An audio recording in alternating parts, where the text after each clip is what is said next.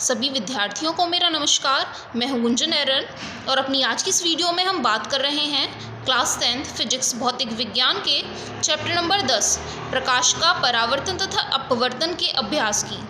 तो हमारा पहला क्वेश्चन है, निम्न में से कौन सा पदार्थ लेंस बनाने के लिए प्रयुक्त नहीं किया जा सकता है।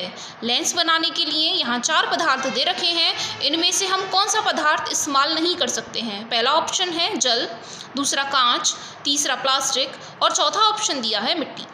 यहाँ पहले शुरू के 3 ऑप्शन देखेंगे तो यहाँ इन सभी में प्रकाश का अपवर्तन कुछ हद तक हो पाना संभव है, लेकिन मिट्टी यह जो पदार्थ हमें दे रखा है यहाँ प्रकाश का अपवर्तन हो पाना संभव नहीं है। और लेंस का मतलब है जहाँ हमें प्रकाश का अपवर्तन होकर के मिल रहा है, तो इसीलिए हमारा ऑप्शन नंबर डी ठीक होगा मिट्टी। इनमें से मिट्टी को हम लेंस बनाने के लिए प्रयुक्त नहीं कर सकते हैं। इसके बाद हमारा क्वेश्चन नंबर 2 लिखा है, किसी बिंब का अवतल दर्पण द्वारा बना प्रतिबिंब आभासी, सीधा तथा बिंब से बड़ा पाया गया है, तो वस्तु की स्थिति कहाँ होनी चाहिए है। यदि हमें कोई भी अवतल दर्पण दे रखा है तो अवतल दर्पण के लिए प्रतिबिंब आभासी बने और सीधा बने, उसके लिए केवल एक ही स्थिति होती है जो हमारी स्थिति नंबर लास्ट होती है कि जो हमारी वस्तु है वह दर्पण के ध्रुव और मुख्य फोकस के बीच में स्थित होनी चाहिए।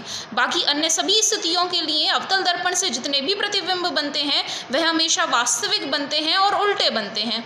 इसीलिए यदि हमें प्रतिबिंब आभासी और सीधा बनाना है तो अवतल दर्पण के सामने हमें वस्तु को दर्पण के ध्रुव और मुख्य फोकस के बीच में ही रखना पड़ेगा। तो यहाँ हम उस ऑप्शन को ढूंढेंगे जहाँ पर लिख करके दिया रखा हो कि दर्पण के ध्रुव और मुख्य फोकस के बीच में। तो ऑप्शन नंबर डी को आप देखेंगे, यहाँ दिया है यदि हम वस्तु को दर्पण के ध्रुव और मुख्य फोकस के बीच रखते हैं तो हमें वस्तु का प्रतिबिंब आभासी, सीधा और वस्तु से बड़ा प्राप्त हो जाएगा। इसके बाद हमें क्वेश्चन नंबर 3 में दिया है, किसी बिंब का वास्तविक तथा समान साइज का प्रतिबिंब प्राप्त करने के लिए बिंब को उत्तल लेंस के सामने कहाँ रखा जाना चाहिए है।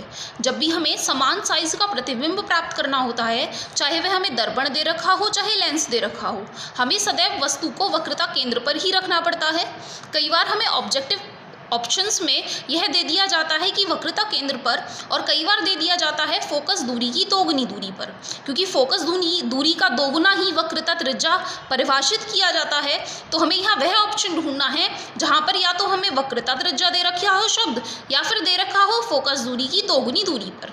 यदि आप यहाँ देखेंगे तो ऑप्शन नंबर बी में दिया है फोकस दूरी की दोगुनी दूरी पर, तो यही हमारा सही विकल्प होगा। यदि हम किसी भी वस्तु का समान आकार का प्रतिबिंब प्राप्त करना चाहते हैं तो हमें वस्तु को उत्तल लेंस के सामने फोकस दूरी की दोगुनी दूरी पर ही रखना पड़ेगा। क्वेश्चन नंबर 4 में दिया है, किसी गोलीय दर्पण तथा किसी पतले गोलीय लेंस दोनों की फोकस दूरियां -15 सेंटीमीटर हैं, तो दर्पण तथा लेंस कौन से होंगे। दोनों अवतल होंगे, दोनों उत्तल होंगे, एक दर्पण अवतल और लेंस उत्तल होगा, या दर्पण उत्तल और लेंस अवतल रहा होगा। जब भी हमें ऋणात्मक चिन्ह लगा करके दे रखा होता है तब चाहे फिर वह लेंस हो चाहे फिर वह दर्पण हो, दोनों के दोनों अवतल को ही प्रदर्शित कर रहे होते हैं। तो गोलीय दर्पण के लिए भी यदि हमें -15 दिया है तो इसका मतलब है वह अवतल दर्पण रहा होगा, और हमें लेंस के लिए भी यदि -15 दिया है तो इसका मतलब है वह लेंस अवतल लेंस ही रहा होगा। तो हमें अपने ऑप्शन में ढूंढना है जहां हमें दोनों अवतल दे रखे हों। जब दोनों अवतल होंगे तभी संभव है कि दोनों के लिए फोकस दूरियों का मान -15 के बराबर होगा। क्वेश्चन नंबर 5 में दिया है, किसी दर्पण से आप चाहे कितनी ही दूरी पर खड़े हों आपका प्रतिबिंब सदैव सीधा प्रतीत होता है, तो दर्पण कौन सा रहा होगा। यह शब्द अगर हमें दे रखा होता प्रतिबिंब सीधा प्रतीत होता है, ये सदैव शब्द नहीं दे रखा होता, तो हमें यहाँ अवतल दर्पण भी मिल सकता था, उत्तल दर्पण भी मिल सकता था और समतल दर्पण भी मिल सकता था। लेकिन उन्होंने कहा है हम कितनी भी दूरी पर खड़े हों लेकिन प्रतिबिंब हमेशा सीधा ही बनेगा, और सीधे प्रतिबिंब तो हमेशा उत्तल दर्पण या फिर समतल दर्पण ही बनाते हैं। तो हमें यहाँ ऑप्शन में ढूंढना है समतल दर्पण या फिर उत्तल दर्पण। पहले ऑप्शन में दिया है केवल समतल, ये बात सही है कि समतल दर्पण सीधा प्रतिबिंब बनाते हैं, लेकिन केवल समतल ही ऐसा काम नहीं करते हैं, उत्तल दर्पण भी यही काम करते हैं। केवल अवतल यह स्थिति सही नहीं होगी, क्योंकि अवतल की स्थितियों में केवल एक स्थिति ऐसी है जिसमें सीधा प्रतिबिंब बनता है, जब हम वस्तु को दर्पण के ध्रुव और मुख्य फोकस के बीच में रखते हैं। बाकी अन्य सभी स्थितियों के लिए इससे बनने वाले प्रतिबिंब हमेशा उल्टे ही बनते हैं, वास्तविक बनते हैं। ऑप्शन नंबर सी में दिया है केवल उत्तल बनेगा, लेकिन ये भी बात बिल्कुल सही नहीं है, क्योंकि उत्तल के साथ साथ समतल भी हमेशा सीधा प्रतिबिंब ही देते हैं। तो हमें ऑप्शन नंबर डी ठीक मिलेगा, या तो दर्पण समतल इस्तेमाल कर लिया जाए या फिर दर्पण उत्तल इस्तेमाल कर लिया जाए। इसके बाद क्वेश्चन नंबर 6 में दिया है किसी शब्दकोश मतलब डिक्शनरी में पाए गए छोटे अक्षरों को पढ़ते समय आप निम्न में से कौन सा लेंस पसंद कर रहे होंगे। अब हमें छोटे अक्षरों को पढ़ना है तो हमारी कोशिश रहेगी कि उन अक्षरों को हम बड़ा करके पढ़ पाएँ, और जितना बड़ा करके हम उन्हें पढ़ पाएंगे उतना ही ज़्यादा अच्छा रहेगा। तो हमें एक ऐसा लेंस ढूंढने की ज़रूरत है जो उन छोटे अक्षरों को बड़ा करके हमें दिखा सके। साथ ही जब हमें लेंस से बड़ा करके अक्षरों को पढ़ना है तो हमें एक ऐसा लेंस ढूंढना है जिसकी शक्ति भी अधिक रही हो। एक तो वह सीधा अक्षर हमें बना करके दे रहा हो, साथ ही बड़ा बना करके दे रहा हो, और साथ ही वह एक शक्तिशाली लेंस की तरह काम कर रहा हो। जब भी आप लेंसों को देख रहे होंगे तो लेंसों में सीधा और साथ ही बड़ा प्रतिबिंब केवल उत्तल लेंस ही बना करके देते हैं। अवतल लेंस तो हमेशा उल्टा ही प्रतिबिंब बना करके देते हैं। तो हमें उत्तल लेंस का इस्तेमाल करना होगा अक्षरों को बड़ा और सीधा पाने के लिए। तो यहाँ हमें ढूंढना है एक उत्तल लेंस को। अब यहाँ आप देखेंगे उत्तल लेंस भी दो ऑप्शनों में आ रहा है। एक उत्तल लेंस 50 सेंटीमीटर फोकस दूरी का है, एक उत्तल लेंस 5 सेंटीमीटर फोकस दूरी का है। अब हमें इनमें से कौन सा फोकस दूरी वाला लेंस इस्तेमाल करना होगा। तो हमें छोटे अक्षरों को बड़ा देखने के लिए उसकी शक्ति को भी अधिक रखना है। और आपने एक फॉर्मूला पढ़ा कि P बराबर होता है 1/f के। जितनी ज़्यादा फोकस दूरी होगी उतनी कम उसकी शक्ति होगी, और जितनी कम फोकस दूरी होगी उसकी शक्ति उतनी ही अधिक होगी। मतलब उसकी जो पावर है, उसकी बड़े करने की जो क्षमता है उतनी ही ज़्यादा रही होगी। तो हमें एक ऐसे लेंस का चयन करना है जिसकी फोकस दूरी कम हो, जिससे वह एक शक्तिशाली लेंस की तरह काम कर पाए और छोटे अक्षरों का बड़े से बड़ा प्रतिबिंब हमें बना करके दे सके। तो यहाँ पे देखेंगे एक ऑप्शन है 50 सेंटीमीटर, एक ऑप्शन है 5 सेंटीमीटर। तो हमारी प्रायोरिटी रहेगी कि हम कम फोकस दूरी वाले उत्तल लेंस का इस्तेमाल करें। तो इसीलिए हमें शब्दकोश में छोटे अक्षरों को पढ़ते समय इस्तेमाल करना होगा 5 सेंटीमीटर फोकस दूरी के एक उत्तल लेंस का। इसके बाद क्वेश्चन नंबर 7 आ जाता है। क्वेश्चन नंबर 7 में हमें दिया है 15 सेंटीमीटर फोकस दूरी के एक अवतल दर्पण का उपयोग करके हम किसी बिंब का सीधा प्रतिबिंब बनाना चाहते हैं। अवतल दर्पण इस्तेमाल कर रहे हैं, सीधा प्रतिबिंब बनाना है। और अवतल दर्पण में सीधा प्रतिबिंब बनाने का मतलब है वस्तु को हमें फोकस और मुख्य ध्रुव के बीच में रखना पड़ेगा। बिंब का दर्पण से दूरी का परिसर क्या होना चाहिए, मतलब वस्तु को हमें दर्पण से कितनी दूरी पर रखना चाहिए है। प्रतिबिंब की प्रकृति कैसी होगी, प्रतिबिंब बिंब से बड़ा होगा या छोटा होगा। साथ ही इस स्थिति में हमें किरण आरेख भी बना करके बताना है। आपने यह पढ़ा कि अवतल दर्पण में आभासी और सीधा प्रतिबिंब हमें तभी मिलेगा जब हम किसी भी वस्तु को मुख्य फोकस और ध्रुव के बीच में रख करके चल रहे हैं। एक यदि हम चित्र की बात करें तो चित्र से काम को समझ लेते हैं। हमने यहाँ एक अवतल दर्पण बना करके बताया है जिसका मुख्य फोकस प्रदर्शित किया है, वक्रता केंद्र प्रदर्शित किया है। और यदि हमें वस्तु का अवतल दर्पण को इस्तेमाल करके सीधा प्रतिबिंब बनाना है तो हमें वस्तु को फोकस और ध्रुव के बीच में ही कहीं रखना पड़ेगा। इसी स्थिति में ही हमें उस दर्पण से सीधा प्रतिबिंब मिल सकता है। तो इसीलिए हमें अपने आंसर में ये भी यही लिख करके बताना है कि अवतल दर्पण से आभासी और सीधा प्रतिबिंब केवल तभी बनेगा जब हम वस्तु को मुख्य फोकस और ध्रुव के बीच में रखेंगे। अब हमें अवतल दर्पण की फोकस दूरी का मान दिया है 15 सेंटीमीटर, और मुख्य ध्रुव जो होते हैं वहीं से दूरी का मापन किया जाता है। इसका मतलब है 0 से लेकर के 15 सेंटीमीटर के बीच में हम कहीं पर भी वस्तु को रख दें, हमें वस्तु का जो प्रतिबिंब है वह सीधा ही मिलने वाला है। इसीलिए जो हमसे वह परिसर पूछ रहे थे क्वेश्चन में कि बिंब का दर्पण से दूरी का परिसर क्या होना चाहिए है, उसका आंसर हम इन्हें लिख करके बताएंगे कि इनके लिए फोकस दूरी 15 सेंटीमीटर है। इसीलिए बिंब को हमें 0 सेंटीमीटर से 15 सेंटीमीटर के बीच में दर्पण के सामने कहीं भी रख देना चाहिए, तभी प्रतिबिंब हमें सीधा बना करके मिलेगा। इनके लिए ये प्रकृति पूछ रहे थे, तो प्रकृति तो जब भी हम प्रतिबिंब सीधा पढ़ते हैं तो हमेशा प्रतिबिंब आभासी ही बनता है। किरण आरेख की बात कर रहे थे तो किरण आरेख यहाँ हमने आपको बना करके बताया है।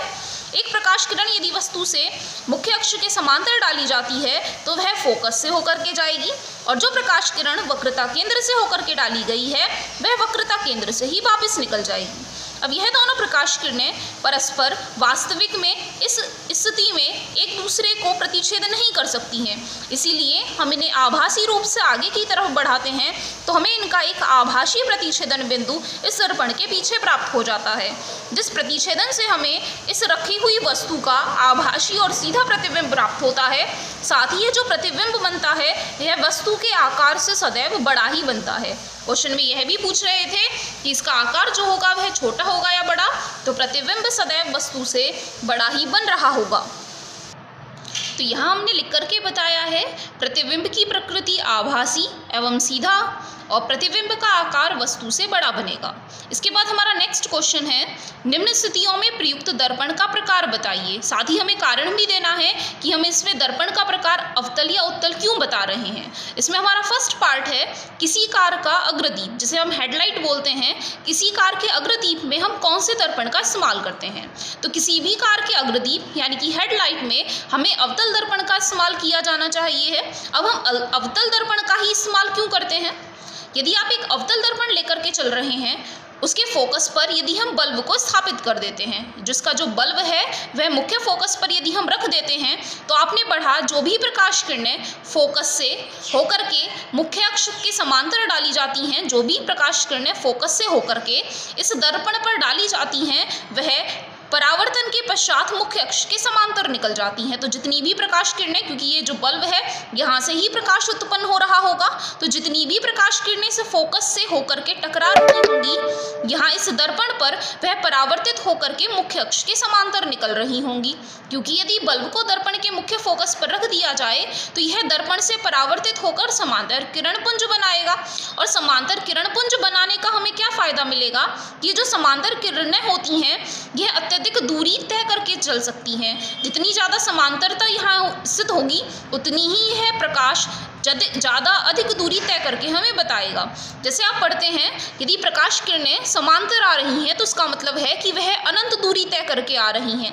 इसी तरीके से जब हमें यहाँ परावर्तित किरणें एक दूसरे के समांतर प्राप्त हो रही होंगी तो ये समांतर किरणें यहाँ परावर्तित होने के बाद अत्यधिक दूरी भी तय करने की क्षमता रख रही होंगी। और हेडलाइट का इस्तेमाल भी हम इसलिए ही कर रहे हैं कि हम ज़्यादा से ज़्यादा दूरी तक उस वस्तु को देख पाएँ जो सामने से आ रही है। इसीलिए कार के अग्रदीपों में, हेडलाइटों में हम अवतल दर्पणों का इस्तेमाल करते हैं। इसके बाद हमें नेक्स्ट पार्ट में दे रखा है, किसी वाहन का पार्श्व या पश्च दृश्य दर्पण। वाहनों में आगे की तरफ एक शीशा लगा होता है, जहां ड्राइवर होता है उसके सिर के ऊपर वह जो शीशा लगा होता है वह हमें कौन सा दर्पण इस्तेमाल करना चाहिए है, जिससे कि हम पीछे के दृश्य को आसानी से देख पाएँ। तो किसी भी वाहन के पार्श्व या पश्च दृश्य दर्पण के लिए हमें उत्तल दर्पण का प्रयोग करना चाहिए। क्यों करना चाहिए उत्तल दर्पण का प्रयोग? ये जो उत्तल दर्पण होते हैं वह हमेशा वस्तुओं का सीधा प्रतिबिंब बनाते हैं और साथ ही छोटा प्रतिबिंब बनाते हैं। जब कोई भी उत्तल दर्पण हम इस्तेमाल कर रहे हैं तो यह पीछे वाले एरिया का एक छोटा प्रतिबिंब और सीधा प्रतिबिंब बना करके दे रहे होंगे। इसीलिए काफ़ी सारा बड़ा क्षेत्र, इस दृष्टि क्षेत्र में हमें शीशे में, छोटे से शीशे में काफ़ी बड़ा एरिया वहाँ हमें दिखाई दे जाता है, जिससे कि ड्राइवर को आसानी होती है कि वह पीछे कितने बड़े क्षेत्र में कौन सा वाहन आ रहा है, वह हमसे कितनी दूरी पर है, उसका वह ठीक अंदाजा लगा सकता है। जब उसे छोटा प्रतिबिंब प्राप्त हो रहा है और साथ ही सीधा भी प्रतिबिंब प्राप्त हो रहा है। यदि उसे उल्टे प्रतिबिंब प्राप्त हो रहे होते तो शायद उसे कन्फ्यूजन क्रिएट हो रहा होता कि कौन सा वाहन किस तरफ से आ रहा है, किस तरफ जा रहा है। तो सीधा प्रतिबिंब बना के दे रहे हैं, छोटा प्रतिबिंब बना के दे रहे हैं, काफ़ी बड़ा क्षेत्र छोटे से भाग में दिखाई दे रहा है, तो ड्राइवर को ड्राइविंग करने में काफ़ी आसानी हो जाती है। तो इसीलिए हम वाहनों के पार्श्व या पश्च दृश्य दर्पण के लिए एक उत्तल दर्पण का ही प्रयोग करते हैं। इसके बाद यहाँ पार्ट नंबर सी दिया है सौर भट्टी। सौर भट्टी, ये सौर भट्टी होती क्या है? सौर भट्टी का मतलब है जहाँ सूर्य के प्रकाश के द्वारा कुछ भी काम किया जाता है जो कि एक सामान्य भट्टी में किया जा सकता है। ये जो सौर भट्टी होती है यहाँ हमें सूर्य के प्रकाश को ज़्यादा से ज़्यादा केंद्रित करने की आवश्यकता है। जितना ज़्यादा सूर्य का प्रकाश हम सौर भट्टी में इस्तेमाल कर पाएंगे, जितना ज़्यादा प्रकाश हम वहाँ केंद्रित कर पाएंगे, उतना ही ज़्यादा तापमान हम वहाँ बना पाएंगे। और हमें तापमान की ही ज़रूरत होती है एक सौर भट्टी को बनाने के लिए। भट्टी का मतलब है जहाँ किसी चीज़ को पिघलाया जाने का काम किया जा रहा है। बाकी हम यहाँ जो सौर भट्टी इस्तेमाल करते हैं, सौर भट्टी के जैसे ही सौर कुकर, सौर पैनल, ऐसी बहुत सारी वस्तुएं होती हैं, बहुत सारे भाग हैं जिनमें हम सूर्य के प्रकाश को केंद्रित करके उसका इस्तेमाल करते हैं। तो सौर भट्टियों के लिए अवतल दर्पण का इस्तेमाल किया जाता है। क्यों किया जाता है? क्योंकि जो अवतल दर्पण होते हैं, जो अनंत से प्रकाश किरणें आ रही हैं, क्योंकि सूर्य हमसे अत्यधिक दूरी पर है, तो मान करके चलते हैं कि जो प्रकाश किरणें आ रही हैं वह अनंत से होकर के आ रही हैं, और जो प्रकाश किरणें अनंत से होकर के आती हैं वह मानी जाती हैं कि वह समांतर प्रकाश किरणों के रूप में आ रही होंगी। और आपने पढ़ा, यदि हम किसी भी दर्पण पर अनंत से आने वाली यानी कि समांतर प्रकाश किरणों को किसी भी दर्पण पर डाल रहे हैं तो वह परावर्तन होने के पश्चात फोकस से ही होकर के जाएंगी। और जब बहुत सारी प्रकाश किरणें अनंत से आ रही होंगी, सारी की सारी समांतर आ रही होंगी, तो सारी की सारी उस दर्पण से टकराने के पश्चात मुख्य फोकस से ही होकर के जा रही होंगी। और जब सारी की सारी प्रकाश किरणें एक ही बिंदु से होकर जा रही हैं, मतलब एक ही बिंदु पर केंद्रित हो पा रही हैं, तो इसका मतलब है उस बिंदु पर तापमान अत्यधिक बढ़ जाएगा और काफ़ी जल्दी बढ़ जाएगा। इसीलिए हम इस्तेमाल करते हैं अवतल दर्पणों का, क्योंकि अवतल दर्पण ही वास्तविक रूप में प्रकाश किरणों को फोकस की तरफ मोड़ पाने का काम कर पाएंगे। उत्तल दर्पण से तो केवल आभासी रूप में हमें आभास होता है कि यह जो प्रकाश किरणें हैं यह फोकस से टकरा करके जा रही हैं, बाकी यह इन्हें कन्वर्ज करने का काम नहीं करता है। उत्तल लेंस उन्हें डाइवर्स करने का काम करता है, उन्हें चारों तरफ फैलाने का काम करता है। जबकि अवतल दर्पण जो होते हैं वह प्रकाश किरणों को एक जगह इकट्ठा करने का काम करते हैं। जैसा कि अभी हमने फर्स्ट पार्ट में पढ़ा था, जब हम प्रकाश किरणों को फोकस से उत्सर्जित कर रहे थे तो वह समांतर निकल रहे थे। यदि हम इसका बिल्कुल विपरीत चित्र बनाएं, जो प्रकाश किरणें समांतर होकर के डाली जा रही हैं वह हमेशा फोकस से होकर के निकल रही होंगी। तो सारी की सारी जो प्रकाश किरणें हैं वह आपको एक बिंदु पर इकट्ठे करके मिल जाएंगी। जितनी भी प्रकाश किरणें समांतर आ रही होंगी सभी टकराने के पश्चात कहाँ इकट्ठी हो रही होंगी? फोकस पर इकट्ठी हो रही होंगी। इस तरीके से सौर भट्टी में एक अवतल दर्पण का प्रयोग करके हम उस कार्य को सार्थक बना सकते हैं जिस कार्य के लिए हमने उस भट्टी का इस्तेमाल किया है। इसके बाद क्वेश्चन नंबर 9 में दिया है, किसी उत्तल लेंस का आधा भाग काले कागज से ढक दिया गया है, क्या यह लेंस किसी बिंब का पूरा प्रतिबिंब बना पाएगा? अपने उत्तर की प्रयोग द्वारा जांच कीजिए और अपने प्रेक्षणों की व्याख्या भी कीजिए।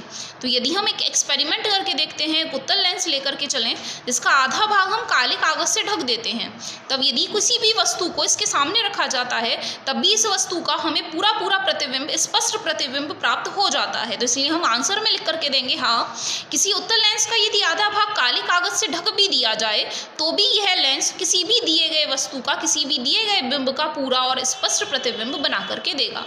यदि हम इसकी जांच करें तो हम जांच करने के लिए एक काले कागज का टुकड़ा लेकर के इस उत्तल लेंस के आधे भाग को ढक देंगे और किसी भी स्टैंड के सहारे से लगा देंगे, क्योंकि एक्सपेरिमेंट करने के लिए पूरा सेटअप दे रखा होता है हमें लेंस का प्रैक्टिकल करने के लिए।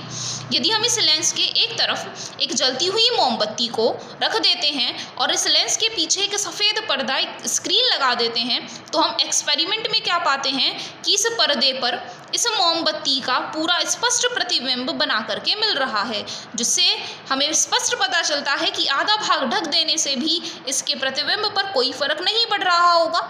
साथ ही यह जो प्रतिबिंब बन रहा होगा पूरा बनने के साथ साथ वास्तविक बन रहा होगा और उल्टा प्रतिबिंब हमें प्राप्त हो रहा होगा। तो जब भी हम नीचे वाले आधे भाग को यहाँ से ढक देते हैं तो हमारे इस एक्सपेरिमेंट में कोई भी चेंजेस नहीं आएंगे। जैसे हमें पहले रिजल्ट मिल रहे थे वही रिजल्ट हमें अब भी मिल रहे होंगे।